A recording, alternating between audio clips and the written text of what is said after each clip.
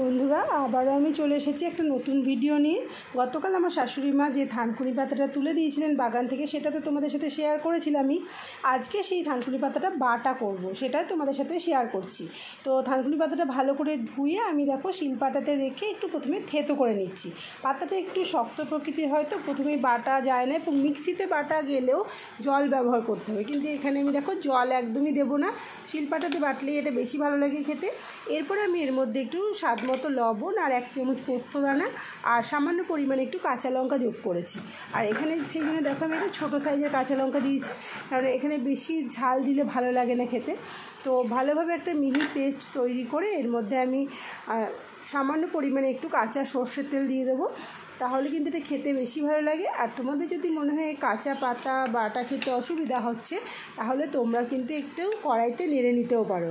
আর তোমরা চাইলে এখানে রসুন ব্যবহার করতে পারো, কিন্তু আমরা সাধারণত এটা রসুন দিয়ে বাটি না, আমরা পোস্ত দিয়েই বাটি, কেননা পেটের জন্য যেহেতু উপকারী থানকুনি পাতা, সেই জন্য এটা পোস্তর সাথে বেশি ভালো যায়। তো দেখো খাবারটা আমি বেড়ে নিয়ে চলে এসেছি। তো এখানে আমি আজকে কি রান্না করেছি সেটাই তোমাদের সাথে শেয়ার করছি। তো এখন তো গরম পড়তে শুরু করে দিয়েছেই, তো সেই জন্য দেখো আর একদম নিরামিষ আজকে থালিটা আছে।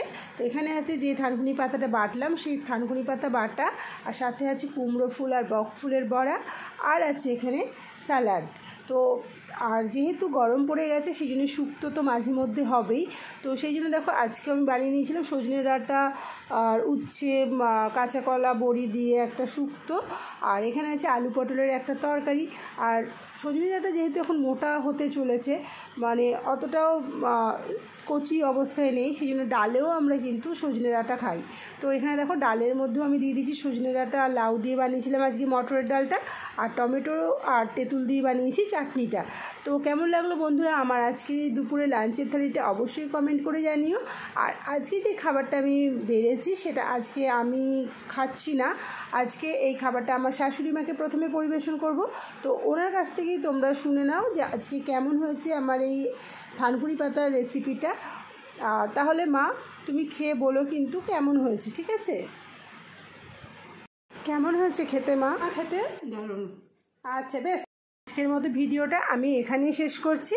তো সবাইকে আবারও জানিয়ে দিই শুভ দুপুর, সবাই ভালো থেকো, সুস্থ থেকো, টাটা।